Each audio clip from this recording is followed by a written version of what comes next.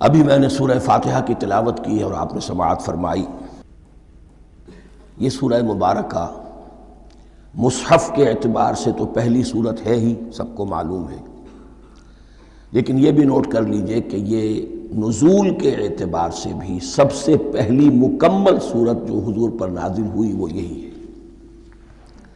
اس سے قبل متفرق آیات نازل ہوئیں، 5 آیتیں سورہ علق کے آغاز میں، کچھ آیتیں سورہ قلم یا سورہ نون کے آغاز میں، کچھ آیتیں سورہ مزمل کی ابتدا کی، کچھ آیتیں سورہ مدثر کے آغاز کی۔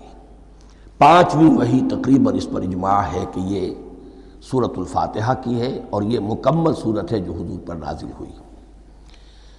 سورۃ الفاتحہ کے معنی ہوئے افتتاحی سورت۔ فتح یفتح کے معنی ہے کھولنا، مفتاح کنجی کو کہتے ہیں، چابی کو۔ تو یہ اوپننگ سورہ آف دی قرآن، قرآن حکیم کی افتتاحی صورت۔ ویسے جیسا کہ میں تعارف قرآن کے ضمن میں عرض کر چکا ہوں، عربوں کا یہ مزاج تھا کہ جس چیز سے انہیں خصوصی محبت ہوتی تھی اس کے بہت سے نام رکھتے تھے۔ اس کے بھی بہت سے نام ہیں۔ سورۃ الفاتحہ سب سے عام ہے، لیکن الکافیہ، الشافیہ، ام القرآن، اساس القرآن، کم سے کم یہ 4 نام تو میں سمجھتا ہوں کہ ہر مسلمان کو مزید معلوم ہونے چاہیے، اور بھی بہت سے نام۔ اس سورہ مبارکہ کی بالاتفاق و بالاجماع 7 آیتیں ہیں، اگرچہ ان کی ترتیب میں کچھ اختلاف ہے۔ ایک رائے یہ ہے، اور یہ رائے امام شافعی کی بھی ہے اور بصرہ کے جو قراء تھے ان کی بھی ہے، کہ آیت بسم اللہ بھی سورہ فاتحہ میں شامل ہے، اس کا جز ہے۔ وہ اس کو شامل کر کے پھر 7 آیتیں بناتے ہیں، تو آخری جنہیں ہم 2 آیتیں سمجھتے ہیں، صراط الذین انعمت علیہم غیر المغضوب علیہم ولا الضالین، وہ ان کے نزدیک ایک آیت ہے۔ تو گویا کہ نتیجہ یہ نکلا کہ آیتوں کی تعداد 7 ہی رہتی ہے۔ امام ابو حنیفہ رحمۃ اللہ علیہ کا موقف اور کوفے کے جو قراء تھے ان کا بھی موقف یہ ہے کہ آیت بسم اللہ نہ سورہ فاتحہ کا جز ہے نہ کسی اور سورت کا جز ہے، سوائے ایک مقام پر جہاں حضرت سلیمان علیہ السلام کا خط جو ہے نقل ہوا ہے، جو انہوں نے ملکہ سبا کو لکھا تھا، انہ من سلیمان و انہ بسم اللہ الرحمن الرحیم۔ تو قرآن کے متن میں صرف اسی جگہ پر یہ آیت شامل سمجھتے ہیں، باقی یہ صرف علامت کے طور پر کہ یہاں سے ایک نئی سورت شروع ہو رہی ہے درج کی گئی ہے۔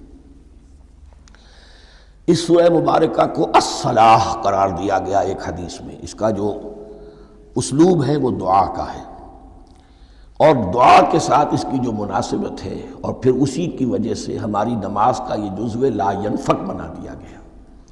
بلکہ ایک حدیث جو میں آپ کو سناؤں گا اس میں اسی کو نماز قرار دیا گیا، الصلاح یہی ہے۔ ویسے وہ حدیث مبارک موجود ہے، من لم یقرأ بفاتحۃ الکتاب لا صلاۃ لمن لم یقرأ بفاتحۃ الکتاب، جو شخص سورہ فاتحہ کی تلاوت نہیں کرتا اس کی کوئی نماز نہیں۔ اس کے حوالے سے بھی ہمارے ہاں 2 مسلک ہیں، ذکر صرف اس لیے کر رہا ہوں کہ آپ کے علم میں ہو، ان میں کوئی بنیادی فرق نہیں ہے۔ کسی بھی ایک رائے کا انسان قائل اور حامل ہو سکتا ہے بغیر اس کے کہ دوسرے کو بالکل غلط قرار دے، بلکہ یہ کہ اس کے لیے بھی گنجائش اپنے ذہن میں اور اپنے دل میں رکھے۔ اور دوسری رائے یہ ہے کہ اس کا حصہ نہیں ہے۔ اسی اعتبار سے یہ کہ یہ سورہ مبارکہ نماز میں پڑھی جانی ضروری ہے، لا صلاۃ لمن لم یقرأ بفاتحۃ الکتاب۔ البتہ یہ اختلاف ہے، یہ بات جو میں ذکر کر رہا تھا جو ذہن سے نکل گئی، کہ آیا مقتدی جو ہے امام کے پیچھے کھڑا ہو کر جب نماز پڑھ رہا ہو تو کیا اس صورت میں بھی اس کے لیے لازم ہے کہ سورہ فاتحہ پڑھیں؟ اس میں 2 رائے ہو گئی، بلکہ 3۔ ایک رائے انتہائی ہے اور وہ فقہ حنفی کی طرف منسوب ہے کہ اگر آپ امام کے پیچھے مقتدی کی حیثیت سے نماز پڑھ رہے ہیں تو کسی بھی رکعت میں آپ سورہ فاتحہ نہیں پڑھیں گے۔ ایک دوسری بالکل برعکس رائے ہے، وہ امام شافعی رحمۃ اللہ علیہ کی ہے کہ ہر حالت میں، چاہے امام جہری رکعت پڑھا رہا ہو جس میں وہ بلند آواز سے سورہ فاتحہ پڑھ رہا ہو، اور چاہے وہ سری رکعت ہو، ہر حالت میں مقتدی کو بھی پڑھنی ہے۔ ایک تیسری رائے بین بین ہے، وہ امام مالک کی ہے رحمۃ اللہ علیہ، کہ جو سری رکعت ہے جس میں کہ امام بھی خاموشی سے پڑھ رہا ہے، مقتدیوں کو بھی پڑھنی چاہیے۔ جو جہری رکعت ہے جس میں کہ امام بلند آواز سے پڑھ رہا ہے، اس میں مقتدیوں کو خاموش رہ کر پوری توجہ جو ہے سننے پر صرف کر دینی چاہیے۔ اذا قرئ القرآن فاستمعوا له وانصتوا، جب قرآن پڑھا جا رہا ہو تو پوری توجہ اس کے پڑھنے پر مرکوز کر دو اور خود خاموش رہو۔ میرے اپنی رائے میں یہ تیسری رائے سب سے زیادہ صائب ہے، اور اس میں کسی طرح کی بھی کوئی پیچیدگی پیدا نہیں ہوتی۔ بہرحال اس سورہ مبارکہ کا جو اسلوب ہے، میں نے عرض کیا دعائیہ ہے، البتہ قرآن مجید کے علم اور حکمت کے اعتبار سے، اس کے فلسفے کے اعتبار سے ایک بات سمجھ لینی چاہیے۔ قرآن کا فلسفہ یہ ہے کہ بنیادی ہدایت ہر انسان کے دل میں موجود ہے، بالقوہ، پوٹینشلی۔ یہ جو قرآن مجید یا اللہ کی کتابیں نازل ہوتی ہیں، یہ انہیں ایکٹیویٹ کرتی ہیں، وہ اندر کی جو ڈورمنٹ کانشسنس ہے، خوابیدہ شعور جو ہے، اسے بیدار کر کے، اور پھر یہ کہ اسے اجاگر کرتی ہیں۔ ہر سلیم الفطرت انسان اور سلیم العقل انسان، دو سلامتی شرط ہیں۔ سلیم الفطرت، نیچر پرورٹڈ نہ ہو، فطرت مسخ نہ ہو گئی ہو، عقل سلیم ہو۔ ان دونوں چیزوں کا نتیجہ یہ نکلتا ہے کہ وہ انسان از خود، بغیر کسی وحی کی رہنمائی کے، بغیر کسی نبی کی تعلیم کے سے استفادہ کیے ہوئے، از خود بھی کچھ حقائق تک پہنچ جاتا ہے۔ اور وہ حقائق کیا ہے؟ نمبر ایک یہ کہ اس کائنات کا ایک خالق ہے، اور وہ ایک ہے، اور وہ تمام صفات کمال سے متصف ہے۔ نمبر دو یہ کہ انسان کی زندگی صرف یہ زندگی نہیں ہے، بلکہ ایک اور زندگی ہے کہ جس میں اس زندگی کے اعمال کے نتائج برآمد ہوں گے۔ یہ دو باتیں، اس کی زیادہ وضاحت کے ساتھ جو ہے اس کا تذکرہ آئے گا سورہ لقمان میں، جہاں حضرت لقمان کی شخصیت کا تذکرہ ہے۔ لیکن یہاں صرف یہ بات سمجھ لیجئے کہ قرآن کا فلسفہ یہ ہے کہ ہر انسان میں، ہر فرد نوع بشر میں، جو اپنی ولادت کے وقت مسلم ہوتا ہے، حضور کی حدیث ہے کل مولود یولد علی الفطرہ ابواہ یحودانہ او ینصرانہ او یمجسانہ، ہر بچہ نوع انسانی کا فطرت اسلام پر پیدا ہوتا ہے، وہ فطرت کے اندر وہ ہدایت ودیت ہے۔ اب اگر وہ فطرت بس نہیں ہوئی اور عقل جو ہے وہ صحیح رخ پر کام کر رہی ہے، تو ان دو حقائق تک وہ انسان خود پہنچ جائے گا۔ لیکن ان دونوں حقائق تک پہنچنے کے بعد اب وہ دست بستہ دعا کرے گا کہ اے رب، اب مزید ہدایت تو مجھے عطا فرما۔ ایک تو یہ کہ میں کیا کروں کیا نہ کروں، میری عقل اس میں ٹھوکر کھا سکتی ہے، میں کسی اچھی چیز کو بری سمجھ سکتا ہوں، کسی بری کو اچھی سمجھ سکتا ہوں، تو مجھے صحیح راستہ، صحیح راہ ہدایت پر چلا۔ یہ دعا ہے جو انسان کرتا ہے جبکہ وہ ایمان باللہ اور ایمان بالآخرہ تک خود پہنچ چکا ہوتا ہے، اور یہ سمجھتا ہے کہ صحیح زندگی کا رخ یہی ہے کہ جس رب کو میں نے پہچانا ہے کہ وہ اس کائنات کا خالق ہے اور مالک ہے اور رب ہے، میں اس کی بندگی کروں، اس کی اطاعت کروں، اس کا حکم مانوں، اس کے راستے پر چلوں۔ لیکن وہ راستہ کون سا ہے؟ اس کے لیے پھر دست بدعا ہوتا ہے کہ پروردگار تو میری رہنمائی فرما۔ یہ مقام ہے کہ جہاں آپ سمجھ لیجئے اپنے آپ کو بھی آج اس جگہ پر تصور کرتے ہوئے پھر اس سورہ مبارکہ کو پڑھیے کہ آپ اس مقام پر اللہ کے فضل و کرم سے پہنچ چکے ہیں کہ اللہ کو آپ نے پہچان لیا اور اس کی توحید کو جان لیا، اس کی جملہ صفات کمال سے آپ واقف ہو گئے۔ آپ یہ بھی جان گئے کہ مر کر اس کے حضور میں حاضر ہونا ہے اور وہ حساب کتاب لے گا۔ پھر آپ نے یہ عہد بھی کر لیا کہ اب زندگی گزارنی ہے اس رب کی بندگی میں، اسی کی فرما برداری میں۔ اب یہاں کھڑے ہو کر آپ پوچھتے ہیں کہ اللہ مجھے وہ تفصیلی ہدایت عطا فرما، ایسا نہ ہو کہ کبھی میں کسی راستے پر چلتا ہوا کسی پگڈنڈی پر مڑ جاؤں اور وہ تھوڑی سی جو ڈیوییشن ہو میرے راستے کی وہ میری عاقبت کو برباد کر دے۔ یک لحظہ غافل گشتم و صد سال راہم دور شد، اس لیے کہ ہوتا یہی ہے سیدھے راستے سے ذرا سی کوئی پگڈنڈی جو ہے تھوڑے سے اینگل پر نکلی ہے، لیکن جب چلتے جائیں گے آپ تو جتنے آگے بڑھیں گے اس پر، اس راہ صراط مستقیم سے آپ اتنے ہی زیادہ دور ہوتے چلے جائیں گے۔ یہ ہے قرآن مجید کی حکمت اور فلسفے کے اعتبار سے اس سورہ مبارکہ کا مقام۔ اب آئیے ہم بسم اللہ کرتے ہیں۔ بسم اللہ الرحمن الرحیم، شروع کرتا ہوں میں اللہ کے نام سے جو رحمان اور رحیم ہے۔ اس پر کچھ گفتگو ہو چکی ہے تعارف قرآن کے ضمن میں کہ رحمان اور رحیم دو نام ہیں کہ جو رحمت کے مادے سے نکلتے ہیں۔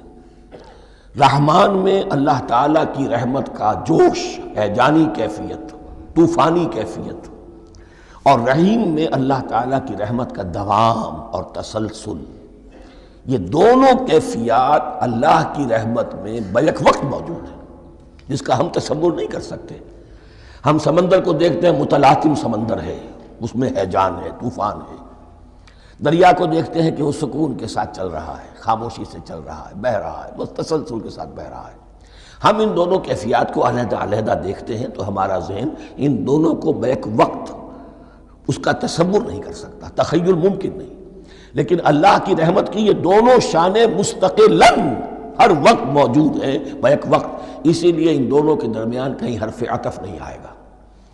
بسم اللہ الرحمن الرحیم، الحمدللہ رب العالمین۔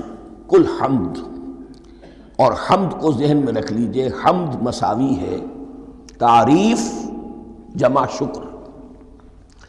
عام طور پر ترجموں میں ایک لفظ لایا جاتا ہے، کل تعریف اللہ کے لیے، یہ کافی نہیں ہے۔ تعریف آپ کسی شے کی کر سکتے ہیں جس میں کوئی حسن ہے، خوبی ہے، کسی بھی اعتبار سے، خواہ آپ کو اس کے حسن و خوبی سے کوئی فائدہ حاصل نہیں ہو رہا۔ ایک پھول ہے، بہت خوبصورت ہے، بس ٹھیک ہے، خوبصورت ہے، آپ نے کہا، تعریف کر دی۔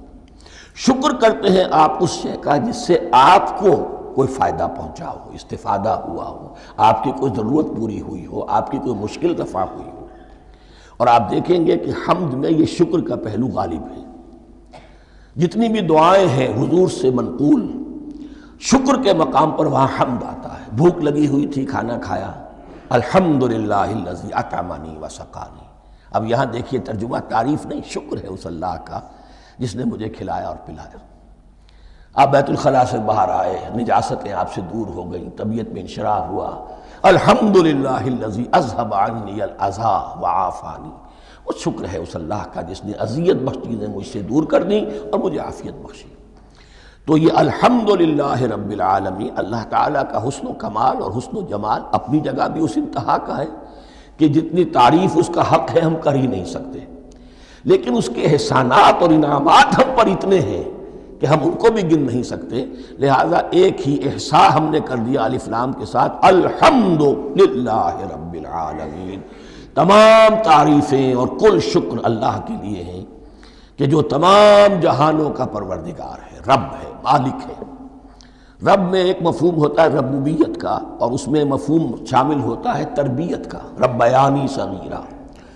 تو مالک ہونا اور تربیت دینا، آپ جس شے کے مالک ہوں گے آپ چاہیں گے اس میں بڑھوتری ہو، اس میں اضافہ ہو، وہ نشو و نما پائے۔ تو یہ دونوں چیزیں آپس میں ایک دوسرے کا جڑی ہوئی ہیں، پروردگار بھی اور مالک بھی۔ عام طور پر عربی میں رب کا لفظ مالک کے لیے آتا ہے، رب البیت، رب الدار، رب المال۔ تو مالک وہاں پر ظاہر بات ہے کہ اس سے مراد کیا ہے، مال والا، گھر والا، گھر کا مالک۔ تو کل شکر اور کل تعریف اس اللہ کے لیے ہے جو تمام جہانوں کا مالک بھی ہے اور پروردگار بھی ہے۔ الرحمن الرحیم، رحمان ہے اور رحیم ہے۔ اب دوبارہ اس کی میں وضاحت نہیں کروں گا۔ مالک یوم الدین، یوم دین کا مختار مطلق ہے۔ دین عربی زبان میں کہتے ہیں بدلے کو، دناہم کما دانو کما تدینو تو دانو، یہ کہاوت ہے۔ جیسے اردو میں ہم کہتے ہیں جیسا کرو گے ویسا بھرو گے، کما تدینو تو دانو، تو یہ ہے بدلہ۔ اس کا بنیادی مفہوم جو ہے وہ بدلہ ہے۔ تو بدلے کا ایک دن ہے جس دن فیصلہ ہوگا کہ کون کیا کما کر لایا ہے اور اسے کیا بدلہ ملنا چاہیے۔ آیا اس کا برائیوں کا پلڑا بھاری ہے کہ اسے سزا ملنی چاہیے، یا اس کی حسنات اور نیکیوں کا پلڑا بھاری ہے کہ اسے جزا ملنی چاہیے، اس کا انعام اور اکرام کے ساتھ معاملہ کیا جانا چاہیے۔ وہ ایک دن ہے، اسے ہم یوم القیامہ کہتے ہیں۔ اور لیکن اصل بات جو یہاں کہی گئی، یعنی ایک جملے میں تین باتوں کا اعتراف ہو رہا ہے۔ بعث بعد الموت، ایک دن آئے گا کہ ہم مرنے کے بعد تمام انسان اٹھا لیے جائیں گے، پھر حساب و کتاب، پھر اللہ کے ہاں حاضری ہوگی اور حساب کتاب ہوگا۔ اور تیسرے یہ کہ اس حساب کتاب کے دن کا مختار مطلق اللہ ہے، یعنی کسی اور کو اپنے ذہن میں سہارا بنا کر آپ زندگی گزاریں کہ وہ مجھے چھڑا لے گا، یا وہ ہستی جو ہے اتنی زوردار ہے کہ وہ مجھے بچا لے گی، اس سے اپنے دل کو، اپنے ذہن کو بالکل پاک کر لیجئے۔ مالک یوم الدین، ایک دوسری جگہ پر قرآن میں آیا ہے، اس روز کوئی پکارنے والا پکارے گا لمن الملک اليوم للہ الواحد القہار، آج کے دن کس کا اختیار مطلق ہے؟ اور پھر کہا جائے گا اللہ کے لیے الواحد قہار، جو پوری طرح چھایا ہوا ہے، بس تولی ہے۔ تو مالک یوم الدین، جو جزا و سزا کے دن کا مالک ہے۔ اب یہاں سے کلام ایک رخ بدل رہا ہے۔ ابھی تک تو یہ غائبانہ انداز میں کلام ہو رہا ہے، اللہ سے خطاب نہیں آیا اس میں ابھی۔ الحمدللہ رب العالمین الرحمن الرحیم مالک یوم الدین، اب خطاب ہے ایاک نعبد و ایاک نستعین، ہم صرف تیری ہی بندگی کرتے ہیں اور کریں گے، اور ہم صرف تجھ ہی سے مدد مانگتے ہیں اور مانگیں گے۔ یہ ترجمہ میں کیوں کر رہا ہوں کہ یہ فعل مضارع ہے۔ عربی زبان میں فعل مضارع حال اور مستقبل دونوں کو کور کرتا ہے۔ ایاک کا جو ہے مفعول فاعلی جو ہے، مفعول جو ہے اس میں ضمیر مفعولی اسے پہلے لا کر حشر کا مضمون پیدا ہو گیا۔ ہم تیری بندگی کرتے ہیں نہیں، ہم تیری ہی بندگی کرتے ہیں اور کریں گے۔ حال میں ترجمہ کیجئے تو یہ اظہار حال ہے، اور مستقبل میں ترجمہ کیجئے تو یہ ایک عہد ہے، قول و قرار ہے، بہت بڑا معاہدہ ہے۔ وَإِيَّاكَ نَسْتَعِينُ، اور صرف تجھ ہی سے مدد مانگتے ہیں اور مانگیں گے۔ اس میں بھی حال کا ترجمہ اظہار حال، اللہ کرے کہ واقعی ہمارا حال وہی ہو، جب ہم یہ الفاظ کہتے ہیں تو واقعتاً ہم اس پر پورے اتر رہے ہوں کہ اسی کی بندگی کر رہے ہوں اور اسی سے ساری استعانت اور استمداد کر رہے ہیں۔ جہاں تک مستقبل کا تعلق ہے وہ پھر ایک عہد ہے، اہدنا الصراط المستقیم، یہ مقام وہ آ گیا کہ یہاں تک تو اے پروردگار ہم پہنچ گئے، تیرے فضل سے، تیرے کرم سے، فطرت سلیمہ بھی تیری عطا کردہ تھی، عقل سلیم بھی تیری ودیعت کردہ تھی، ان دونوں کی روشنی سے ہم یہاں تک تو پہنچ گئے۔ اب ہماری جو ضرورت ہے، احتیاج ہے، وہ کیا ہے؟ اہدنا الصراط المستقیم، ہدایت بخش ہمیں سیدھے راستے کی۔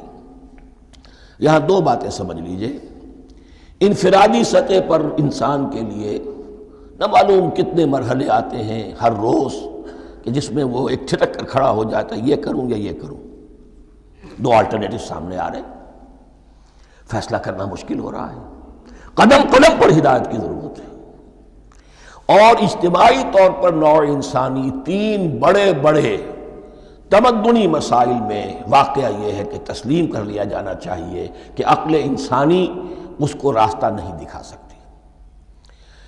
عام معاشرتی سطح پر مرد اور عورت کے درمیان حقوق اور اختیارات کا کیا توازن ہو، ناممکن ہے، انسان طے نہیں کر سکتا۔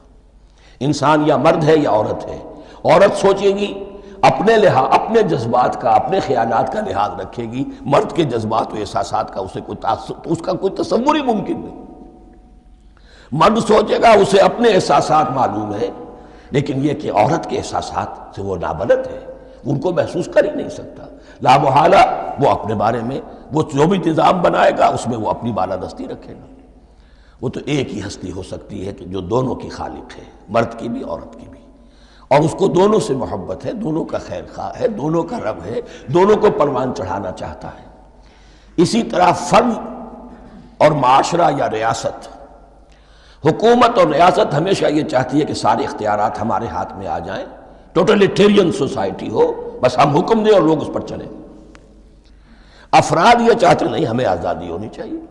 اب آپ دیکھیے کہ دنیا میں کتنے جھگڑے چلتے ہیں اسی پر، فریڈم فریڈم فریڈم۔ وہ فریڈم واقعتاً اپنی جگہ پر ایک شے ہے، افراد کی آزادی ہونی چاہیے، لیکن افراد کی آزادی اتنی نہ ہو جائے کہ وہ مادر پدر آزاد ہو جائے، کوئی قانون، کوئی قاعدہ، کوئی اخلاقی کوئی حدود اور قیود جو ہے ان کا پابند نہ رہے۔ تو اب کہاں ہے وہ نقطہ اعتدال کہ جس میں انسان کی انفرادی آزادی، انفرادی اختیار اور ادھر اجتماعی مصلحتیں جو ہیں ان کو بیلنس کیا جا سکے، انسان طے نہیں کر سکتا، صرف اللہ ہی اس کے لیے نظام دے سکتا ہے۔ تیسرا مسئلہ ہے سرمایہ اور محنت، اس میں کیا توازن ہو۔ سرمایہ اور محنت دونوں مل کر کچھ بنا رہے ہیں، کچھ پروڈیوس کر رہے ہیں، اب اس میں نفع جو ہوا ہے اس میں سرمایہ کا کتنا حصہ ہونا چاہیے اور لیبر کا کتنا ہونا چاہیے، کون طے کر سکتا ہے؟ اس کے لیے بھی کہ ایسا نہ ہو کہ سرمایہ داری جو ہے آکاش بیل بن کر پورے معاشرے پر چھا جائے، اور غریب بیچارہ، مزدور بیچارہ، کاشتکار بیچارہ، وہ گویا کہ چکی کے دو پارٹوں میں پس کر رہ جائے، اس کی کوئی حیثیت نہ رہ جائے۔ لیکن یہ کہ دوسری طرف اگر یہ کہ مزدور کا جو حق ہے اس سے زیادہ اس کو دے دیا جائے تو سرمایہ جو ہے وہ سکڑ جائے گا، شائی ہو جائے گا، وہ پھر میدان میں نہیں آئے گا۔ کیا کیا جائے؟ کون سا نقطہ عدل و اعتدال ہے؟ یہ تین مسائل ایسے ہیں، اہدنا الصراط المستقیم۔ تو یوں سمجھیے کہ ایک جو بنیادی ہدایت تھی، ایک اللہ کو پہچان لینا، یہ جان لینا کہ کل حسن و جمال اور تمام انعام و اکرام کا منبع اس کی ذات ہے، وہ رحمان ہے اور رحیم ہے، اور یہ جان لینا کہ مرنے کے بعد جی اٹھنا ہے، حساب کتاب ہے، فیصلہ ہوگا جزا و سزا کا، اور مختار مطلق اس دن کا اللہ ہے۔ پھر یہ عہد کر لینا ایاک نعبد و ایاک نستعین۔ اس کے بعد دعا، پروردگار ہمیں ہدایت پر قائم رکھ، ہماری ہدایت میں اضافہ فرما۔ اس ہدایت کے لفظ کو سمجھ لیجئے، بنیادی ہدایت، تفصیلی ہدایت، قدم قدم پر ہدایت، ہدایت پر ہدایت۔ والذین اہتدوا زادہم ھدی، جو لوگ ہدایت کے راستے پر آتے ہیں اللہ ان کی ہدایت میں اضافہ کرتا ہے۔ تو یہ قدم قدم پر ہمیں ہدایت کی ضرورت ہے اور مرحلہ وار ضرورت ہے۔ ہدایت اس کو بھی کہتے ہیں کہ کسی نے آپ سے کوئی پتہ پوچھا، آپ نے کہا ادھر جانا، پھر دوسری گلی میں مڑنا، پھر جانا دو تین لائٹیں چلے جانا، پھر مڑنا، وغیرہ وغیرہ، یہ بھی ہدایت ہے۔ نظری طور پر آپ نے بتایا ہے۔ ایک ہدایت یہ ہوئی کہ بھائی میں چلتا ہوں آپ کے ساتھ، میں آپ کو وہاں تک پہنچا دوں گا تاکہ آپ کو دقت نہ ہو، آپ نے منزل تک پہنچا دیا۔ ان دونوں کے درمیان، یہ تو میں نے ایک فرد کی مثال دی ہے، اللہ اور بندے کے درمیان نہ معلوم کتنے مراحل ہیں ہدایت کے۔ تو کسی وقت بھی انسان اپنے آپ کو ہدایت خداوندی سے مستغنا نہیں سمجھ سکتا، اور نہیں تو پروردگار جو ہدایت دی ہے اس پر ہدایت پر قائم رکھ۔ کیا پتہ شیطان کا کوئی حملہ، کیا پتہ ہمارے نفس کی کوئی شرارت کسی ایسے رخ پر ہمیں ڈال دے کہ اب تک کی ساری کمائی بھی ضائع ہو جائے۔ لہذا یہ نہ سمجھیے کہ جب یہ ساری چیزیں ان کو معلوم تھیں، وہ ان چیزوں کا تو اقرار کر رہے تو اب ہدایت کون سی مانگ رہے ہیں؟ تو ہدایت کا تو بڑا میدان کھلا ہوا ہے، اور اس ہدایت کی وہ جو میں نے آخری شکل آپ کو بتائی ہے کہ منزل مقصود تک پہنچا دے، یہ ہدایت بھی قرآن مجید میں اس معنی میں بھی لفظ آیا ہے کہ اہل جنت جب جنت میں داخل ہوں گے تو جو ترانہ حمد ان کی زبان پر اس وقت ہوگا وہ کیا ہے؟ الحمدللہ الذی ہدانا لہذا وما کنا لنہتدی لولا ان ہدانا اللہ۔ کل شکر اس اللہ کا جس نے ہمیں یہاں تک پہنچا دیا، ہدایت دی یہاں تک پہنچا دیا، اور ہم ہرگز نہ پہنچ پاتے، ہم ہرگز ہدایت یافتہ نہ ہو سکتے اگر اللہ ہی ہمیں ہدایت نہ دیتا۔ اہدنا الصراط المستقیم، سیدھا راستہ، صراط الذین انعمت علیہم۔ اب اس کی مزید وضاحت ہے، راستہ اس کا ان لوگوں کا جن پر تیرا انعام ہوا۔ یہ کون لوگ ہیں؟ اس کی وضاحت آپ کو ملے گی سورہ نساء میں، من یطع اللہ والرسول فاولئک مع الذین انعم اللہ علیہم من النبیین والصدیقین والشہداء والصالحین۔ چار طبقات ہیں منعم علیہم، جن پر اللہ کا انعام ہوا ہے۔ چوٹی پر انبیاء کرام، اس کے بعد صدیقین کرام، اس کے بعد شہداء عظام، اس کے بعد عام صالح مسلمان، صالح ہو۔ یہ بیس لائن ہے، اس سے اوپر کا درجہ شہداء کا ہے، اس سے اوپر کا درجہ صدیقین کا ہے، اور پھر اس سے اوپر کا درجہ انبیاء کا ہے۔ انبیاء میں سے پھر وہ بھی ہوتے ہیں کہ جو اولو العزم میں من الرسل ہیں، لیکن یہ چار طبقات ہیں، ان کے راستے پر ہمیں چلا۔ غیر المغضوب علیہم ولا الضالین، جو مغضوب علیہم نہیں ہوئے، جن پر تیرا غضب نہیں ہوا، اور غضب ہوتا ہے ان پر کہ جو ہدایت کے واضح ہونے کے بعد ہدایت کو ترک کر دیں۔ وہ ہے مغضوب علیہم۔ جنہیں ہدایت مل گئی ہو، ہدایت کو پہچان لیا ہو، پھر اپنی شرارت نفس کی وجہ سے، اپنی نفسانیت کی وجہ سے، اپنے تکبر کی وجہ سے، اپنے حسد کی وجہ سے وہ اس حق کو رد کر دے، اس کو ترک کر دیں، ان پر اللہ کا غضب آتا ہے۔ اور اس میں اس کی بہت بڑی مثال تاریخ کے اعتبار سے یہودی ہے۔ اللہ نے انہیں ہدایت دی، کتابیں عطا کی، تورات، انجیل، زبور، سینکڑوں نبی ان میں مبعوث کیے، 1400 برس تک نبوت کا تار ٹوٹا ہی نہیں، مسلسل۔ ابتدا میں بھی 2 نبی، موسیٰ اور ہارون، اور اختتام پر بھی 2 نبی، عیسیٰ اور یحییٰ علیہ السلام، اور ان کے مابین کوئی لمحہ نہیں آیا ہے تاریخ بنی اسرائیل میں جبکہ کوئی نہ کوئی نبی موجود نہ ہو۔ لیکن انہوں نے اپنی شرارت نفس کی وجہ سے ہدایت تورات سے بھی منہ موڑا، اور پھر سب سے بڑی بات یہ کہ ہدایت محمدی سے، ہدایت قرآنی سے بھی صلی اللہ علیہ وسلم منہ موڑا۔ وہ ہے مغضوب علیہم ولا الضالین، اور نہ ہی گمراہ ہوئے۔ یہ لفظ جو آتا ہے عربی زبان میں گمراہ کا بھی ہے اور تلاش حق میں بھٹکنے والے کا بھی ہے۔ ایک وہ شخص ہے جس پر حق ابھی واضح نہیں ہوا، وہ تلاش میں ہے، اس کے لیے بھی ضال کا لفظ آئے گا۔ اسی طرح کوئی شخص کسی کے عشق اور محبت میں ایسا ہو جائے، دیوانہ ہو جائے، اس کو بھی ضال کہتے ہیں، یعنی اس کے اوپر جذبات کا اتنا غلبہ ہو گیا ہے کسی کی محبت اور عشق کی بنا پر۔ تو حضور کے لیے یہ لفظ آیا ہے وَوَجَدَكَ ضَالًّا فَهَدَىٰ، اور یہ تو سورۃ الضحیٰ ہے، اکثر بیشتر لوگوں کو یاد ہوگی۔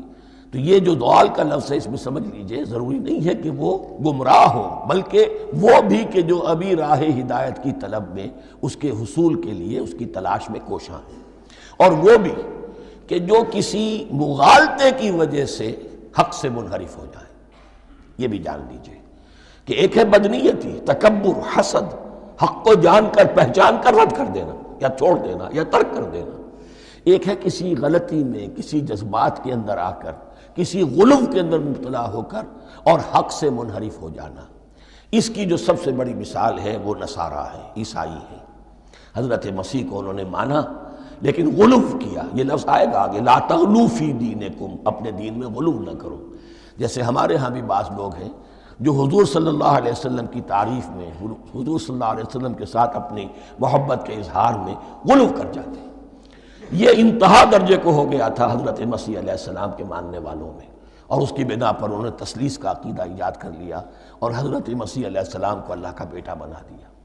تو اس کی سب سے بڑی مثال ضالین کی اس اعتبار سے کہ ہدایت پانے کے بعد کسی بدنیتی سے نہیں بلکہ کسی اچھے جذبے میں غلو کی وجہ سے، رسول سے محبت کرنا تو اچھا جذبہ ہے، لیکن یہ محبت بھی ایک حد میں رہنی چاہیے۔ غلو کرے گی تو ظاہر بات ہے کہ اس کے بعد وہ گمراہی کی طرف لے جائے گی۔ تو یہ ہے اس سورہ مبارکہ کا ترجمہ، اور اس کے بعد آخر میں آمین کہنا یہ مسنون بھی ہے، کہنا چاہیے۔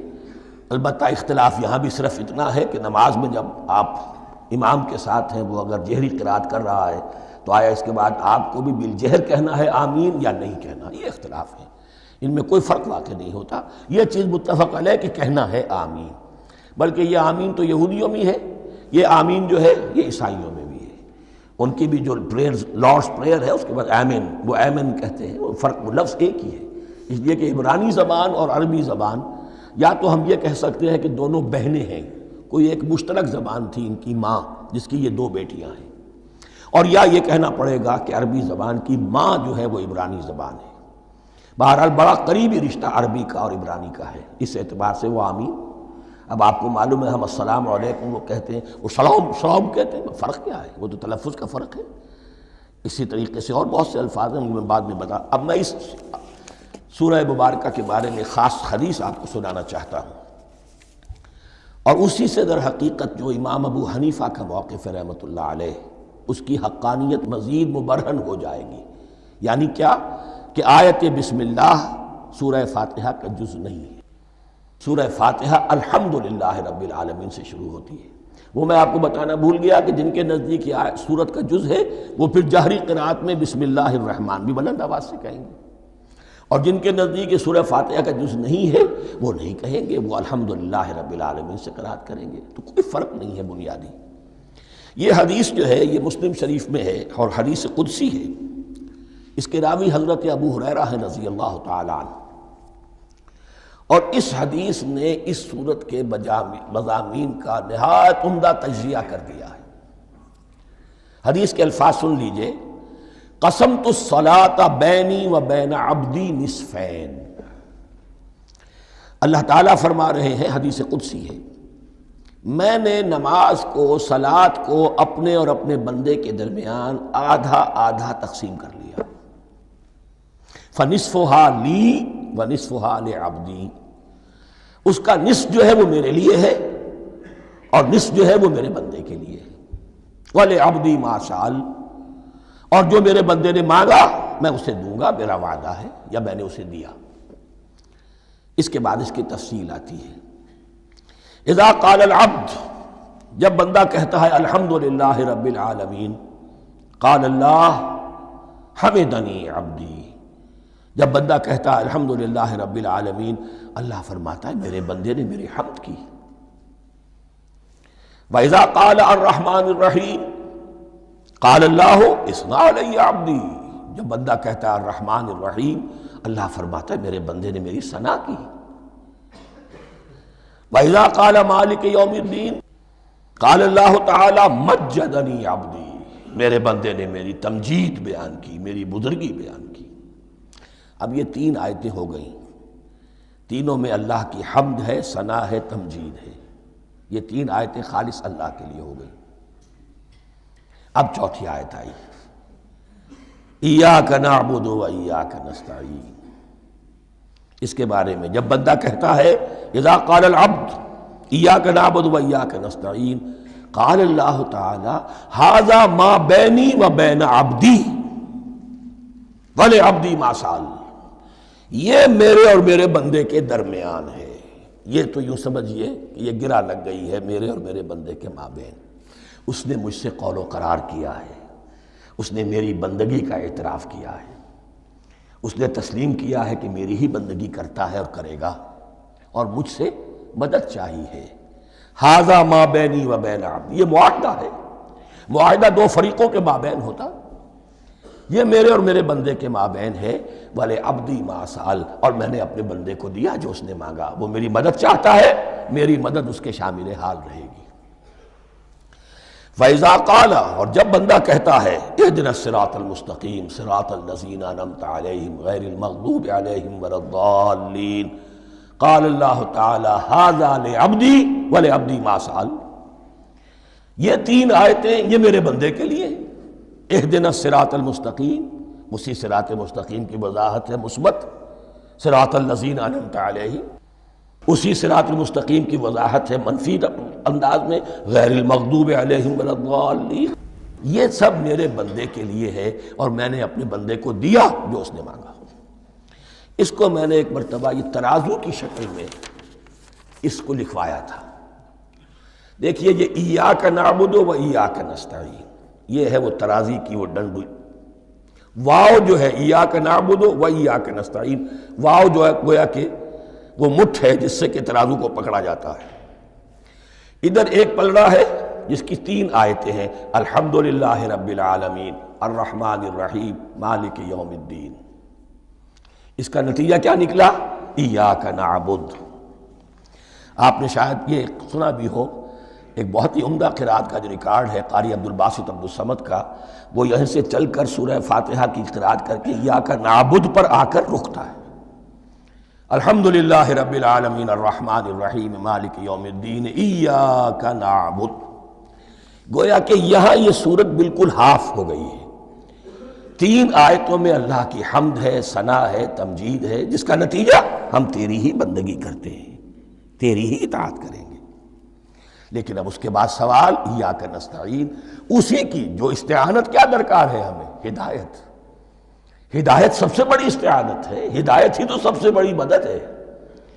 اهدنا الصراط المستقیم صراط الذین انعمت علیہم غیر المغضوب علیہم ولا الضالین، یہ ایاک نستعین کے حکم کے ساتھ یہ تین آیتیں آ گئیں اہدنا الصراط المستقیم صراط الذین انعمت علیہم غیر المغضوب علیہم ولا الضالین قسمت الصلاة بینی و بین عبدی نصفین فنصفها لی ونصفها لعبدی ولعبدی ما سأل۔ اللہ تعالیٰ اس سورہ فاتحہ کا جو اصل مفہوم ہے وہ بھی ہمارے ذہنوں پر، ہمارے شعور کی سطح پر اسے اجاگر کیے رکھے، ہمیں توفیق دے کہ جب بھی پڑھیں، جب بھی سنیں تو وہ کیفیت اگر ہو جائے، اس لیے کہ ایک حدیث ہے کہ الصلاۃ معراج المومنین، نماز تو اہل ایمان کے حق میں معراج کے درجے میں ہے۔ اس حوالے سے ہم یہ سمجھ سکتے ہیں کہ کوئی وقت ایسا آ سکتا ہے کہ انسان کو واقعتاً، روح انسانی واقعتاً اللہ کے یہ جواب سنے۔ انہونی بات نہیں ہے، ہوتا ہے خطاب آخر، اٹھتا ہے حجاب آخر، کرتے ہیں خطاب آخر، یہ تو ہوتا ہے۔ مخاطبہ الہی، یہ تو میں نے عرض کیا کہ ثابت ہے، مخاطبہ، محادث اور تحدیث، اللہ بندوں سے کلام کرتا ہے۔ اب آئیے بسم اللہ الرحمن الرحیم، اب یہ سورہ بقرہ شروع ہو رہی ہے۔ سورۃ البقرہ جو 286 آیات پر مشتمل ہے، تقریباً 2.5 پاروں پر پھیلی ہوئی ہے۔ ہر شخص جانتا ہے کہ یہ قرآن حکیم کی حجم کے اعتبار سے سب سے بڑی سورت ہے، لیکن یہ معاملہ صرف حجم کا نہیں ہے۔ نبی اکرم صلی اللہ علیہ وسلم نے اسے سنام القرآن قرار دیا ہے۔ آپ نے فرمایا لکل شیء سنام، ہر چیز کی ایک چوٹی ہوتی ہے، جیسے اونٹ کا کوہان ہوتا ہے۔ وسنام القرآن البقرہ، سنام القرآن، قرآن کی چوٹی جو ہے وہ سورۃ البقرہ ہے۔ یہ نوٹ کر لیجئے جو میں نے کل آپ کو جو مختلف مکی اور مدنی صورتوں کے گروپوں کے بارے میں بتایا تھا کہ یہاں سے اب پہلی منزل بھی شروع ہو رہی ہے اور پہلا گروپ بھی شروع ہو رہا ہے، اور اس کے ساتھ جو اگلی صورت آئے گی وہ اس کا جوڑا ہے، سورہ آل عمران، جس کی سب سے نمایاں علامت یہ نوٹ کیجئے، یہ بھی الف لام میم سے شروع ہوئی، اگلی بھی الف لام میم سے شروع ہوگی۔ اس کے بعد 2 صورتیں مدنی اور ہیں، لیکن ان دونوں میں نہ حروف مقطعات ہے، نہ کوئی اور تمہیدی کلام ہے، براہ راست خطاب۔ سورہ نساء میں یا ایھا الناس اور سورہ مائدہ میں یا ایھا الذین آمنوا، کوئی تمہیدی بات نہیں، کوئی حروف مقطعات نہیں، براہ راست خطاب۔ وہ ایک جوڑا ہے سورہ نساء اور سورہ مائدہ، اور یہ ایک جوڑا ہے سورہ بقرہ اور سورہ آل عمران۔ سورہ بقرہ اور سورہ آل عمران کو نبی اکرم صلی اللہ علیہ وسلم نے الزہراوین بھی قرار دیا ہے۔ زہرا کہتے ہیں بڑی روشن چیز کو، یہ حضرت فاطمہ رضی اللہ تعالی عنہ کے نام کے ساتھ آتا ہے، فاطمۃ الزہراء، تو زہرا بہت روشن، دمکتی ہوئی شے۔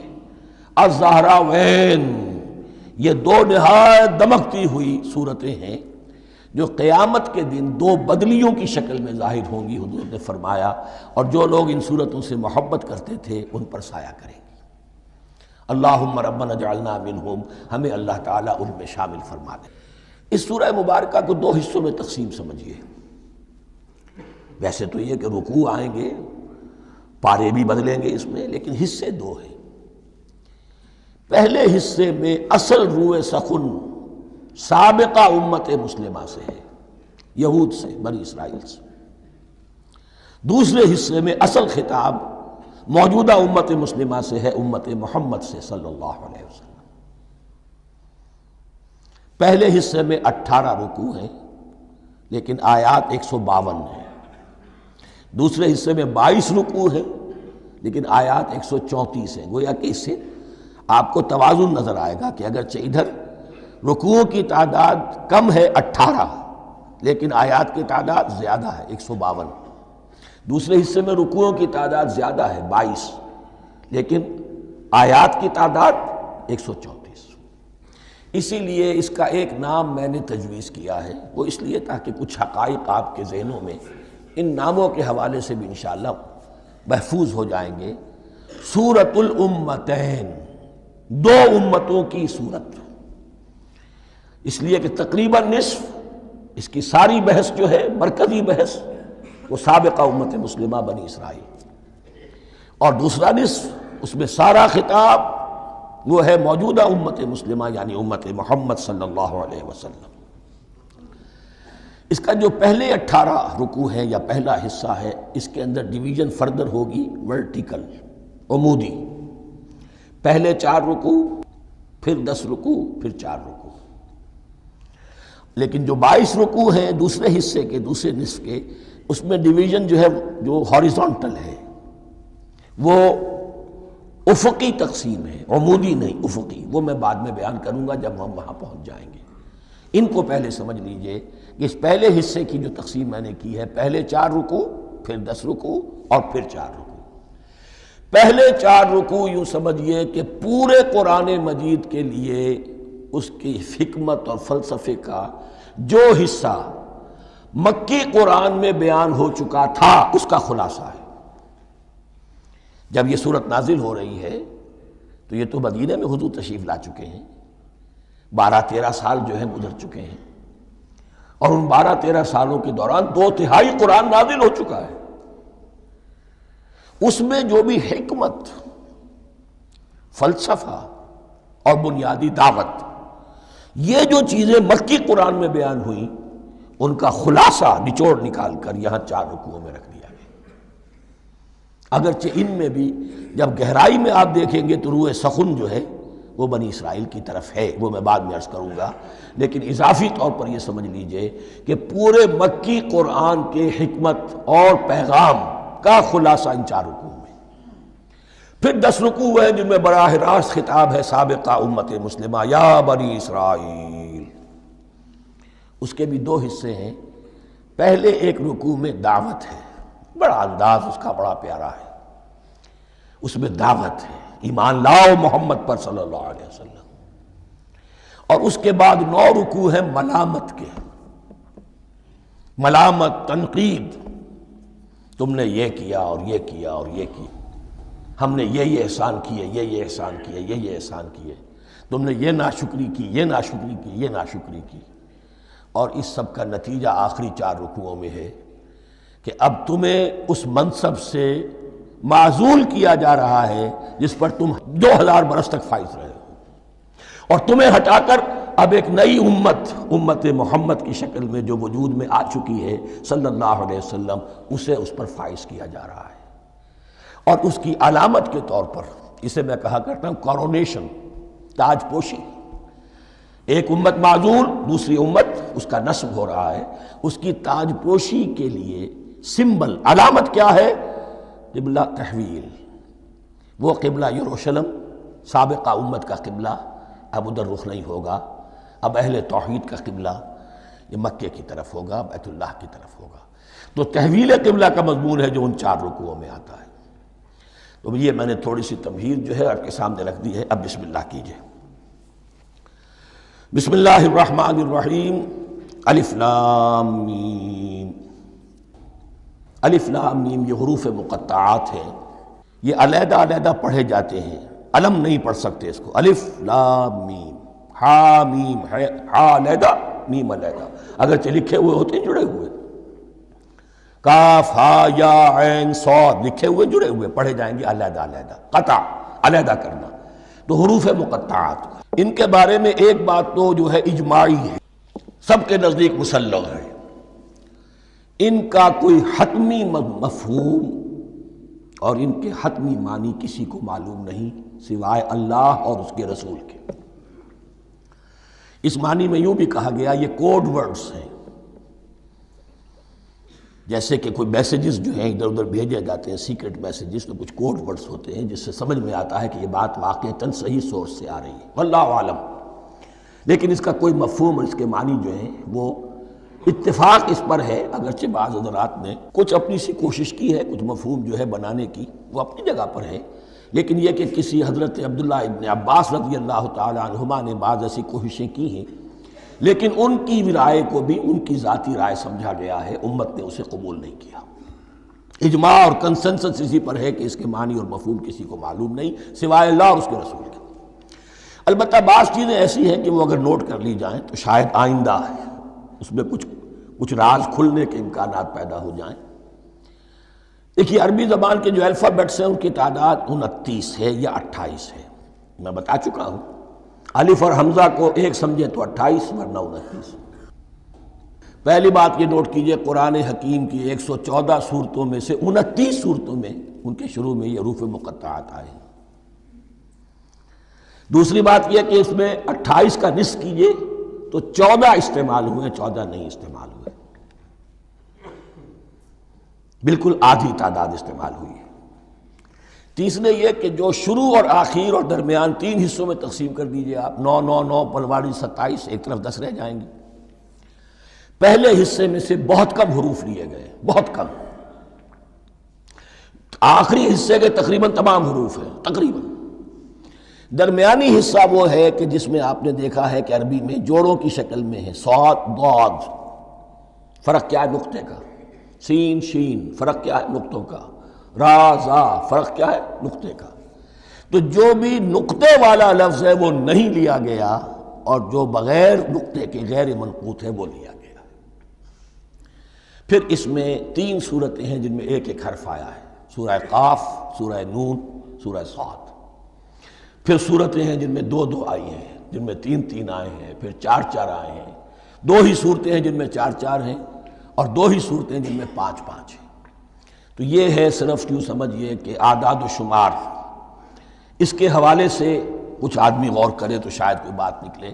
باقی وہ مثال میں آپ کو بتا دیتا ہوں کہ حضرت عبداللہ ابن عباس نے ایک رائے ظاہر کی کہ الف لام میم در حقیقت ایک جملے کا خلاصہ ہے، انا اللہ اعلم۔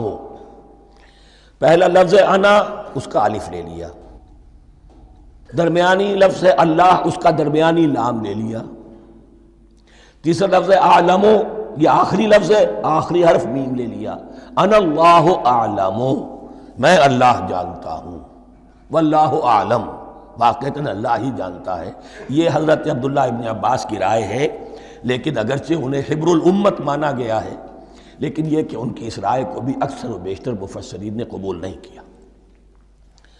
اب جو پہلے 2 رکوع ہیں اس سورہ بقرہ کے، ان کے بارے میں تعویل عام اور تعویل خاص کا ایک بڑا بنیادی فرق ہے جو نوٹ کر لینا چاہیے۔ جس وقت یہ صورت نازل ہو رہی ہے، میں عرض کر چکا ہوں کہ 12 سال ہو چکے تھے حضور کو اپنا فریضہ نبوت و رسالت ادا کرتے ہوئے۔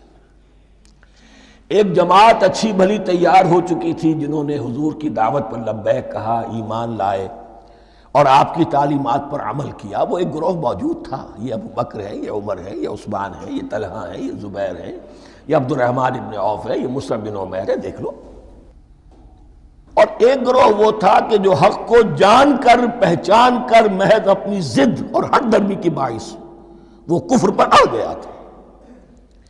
اور اب ایک تیسرا گروہ پیدا ہو رہا تھا مدینے میں آ کر، وہ ابھی ایمبریونک سٹیج میں ہے، کہ جو داعی ہے، مدعی ہے کہ ہم مانتے ہیں لیکن حقیقت میں نہیں مانتے۔ یہ 3 قسم کے گروہ دنیا میں ہمیشہ پائے جائیں گے، ہمیشہ۔ اب اسے میں اس کو لا رہا ہوں تعویل عام کی طرف۔ جب بھی کبھی کوئی دعوت اٹھے گی انقلابی، ایک ہوتا ہے واعظ و نصیحت، ٹھیک ہے، جس نے بھی فائدہ اٹھایا اٹھا لیا۔ ایک ہوتی ہے دعوت انقلابی، وہ انقلابی دعوت کا ہدف ہوتا ہے نظام کو بدلنا۔ نظام بدلتا ہے تو ظاہر بات ہے کہ جو لوگ اس نظام میں، جن کے ویسٹڈ انٹرسٹ ہیں اور جن کو پریولیجز حاصل ہیں، جن کے مفادات ہیں، وہ تو لازماً اپنے نظام کا تحفظ کریں گے۔ ٹکراؤ ہوگا، تصادم ہوگا، تصادم میں جانی نقصان بھی ہوگا، مالی نقصان بھی ہوگا۔ یہ گویا کہ کسی انقلابی دعوت کے لوازم ہیں۔ اگر یہ شاید نہ ہو تو دعوت انقلابی ہے ہی نہیں۔ اس اعتبار سے ہر انقلابی دعوت کے جواب میں 3 طبقے پیدا ہو جاتے ہیں۔ ایک وہ کہ جو اس دعوت کو قبول کرتے ہیں دیانت کے ساتھ، خلوص کے ساتھ، اخلاص کے ساتھ، اور پھر پوری جواں مردی کا ثبوت دیتے ہیں، ہر چہ بعد آباد، اب جو آئے سو آئے، جان دینی پڑے حاضر ہیں، مال دینا پڑے حاضر ہیں، کوئی تکلیف آئے، کوئی مشقت آئے، کوئی مصیبت آئے، کوئی قربانی کرے، حاضر۔ جب پکارا گیا، واپس نہیں پھیرا کوئی فرمان جنوں کا، اور تنہا نہیں لوٹی کبھی آواز جرس کی۔ خیریت جاں راحت تن صحت داماں، سب بھول گئیں مصلحتیں اہل ہوس کی۔ ایک وہ لوگ ہوتے ہیں۔ ایک وہ لوگ ہوتے ہیں کہ جو اڑ جاتے ہیں ضد پر، ہٹ درمی پر، ماننے کے باوجود، جاننے کے باوجود کہ بات تو ٹھیک ہے جو کہہ رہے ہیں، کیسے مان لیں؟ ہماری سیادت، ہماری چودراہٹ، ہمارے مفادات، ہمارے یہ ساری چیزیں، ان سب کے اوپر زد پڑ رہی ہے۔ یہ لوگ اڑ جاتے ہیں اور پھر کوئی دعوت، کوئی نصیحت، کوئی مزید افہام و تفہیم ان کے حق میں مفید نہیں ہوتی۔ اس لیے کہ صحیح بات ہے جو کہتے ہیں کہ سوتے کو تو جگایا جا سکتا ہے، جاگتے کو کیسے جگائیں؟ کوئی سویا ہوا ہے تو آپ اسے جگا دیں گے، جو جاگا ہوا ہے لیکن وہ بنا ہوا ہے، وہ اٹھنے کو تیار ہی نہیں ہے، تو آپ کیسے اٹھا دیں گے اس کو؟ تو جو لوگ جان بوجھ کر حق کو پہچان کر رد کر دیتے ہیں، پھر ان کے حق میں کوئی دعوت، کوئی نصیحت، کوئی تبلیغ، کوئی انذار، کوئی تبشیر مفید نہیں ہوتی۔ تیسرا درجہ ایسے لوگوں کا ہوتا ہے جو یا تو شروع میں آتے ہی شرارت کے ارادے سے ہیں، کوئی مصلحت ہے جس کی وجہ سے اس دعوت کو قبول کر لیا، کوئی ذاتی منفعت ہے جس کے لیے قبول کر لیا، یا یہ کہ شروع میں تو اخلاص کے ساتھ آتے ہیں لیکن جب قربانی دینے کا وقت آتا ہے تو ان کے اندر سیرت و کردار کی وہ مضبوطی نہیں ہوتی کہ ہر چباد آباد، یہ نہیں ہوتی، وہ پھر ڈگمگاتے رہتے ہیں، کبھی کچھ چلے پھر کہیں ٹھٹک کر رہ گئے، پھر کہیں کچھ چلے پھر ٹھٹک کر رہ گئے۔ یہ تیسرا طبقہ ہے کہ جو کہتا ہے، دعوی مدعی ہے کہ ہم نے مانا ہے، قبول کیا ہے، بات ٹھیک ہے، کچھ تھوڑا بہت چلتے بھی ہیں، لیکن جہاں مشکل آئی چھٹک کر کھڑے ہو گئے، اونجے منہ گر پڑے۔ یہ تیسرا طبقہ ہے۔ اس کے لیے لفظ ہمارے ہاں منافقین بھی ہے، لیکن اس رکوع میں آ کر، ابھی ان 4 رکوعوں میں نہیں بلکہ سورہ بقرہ میں مکمل میں بھی کہیں نفاق کا لفظ نہیں آیا ہے، اس لیے کہ اسے مرض سے تعبیر کیا گیا۔ یہ مرض ہے ایک، اور اس مرض کے ذریعے سے لوگوں کے اندر جو ہے وہ ایک نفاق کا بیج پڑ رہا ہے، جو ظاہر ہوگا تو منافقت پوری کی پوری کھل کر سامنے آ جائے گی۔ روگ ہے انسانی شخصیت کا، اس حوالے سے وہ تیسری، اور یہ چونکہ اہم ترین حصہ تھا اور یہ مرض اب شروع ہو رہا تھا، مدینے میں، مکے میں نہیں تھا، لہذا زیادہ تفصیل سے اس کے بارے میں گفتگو ہوئی۔ اب ان 2 رکوعوں کا سلسلے وار مطالعہ انشاءاللہ اس دوسری نشست میں کریں گے۔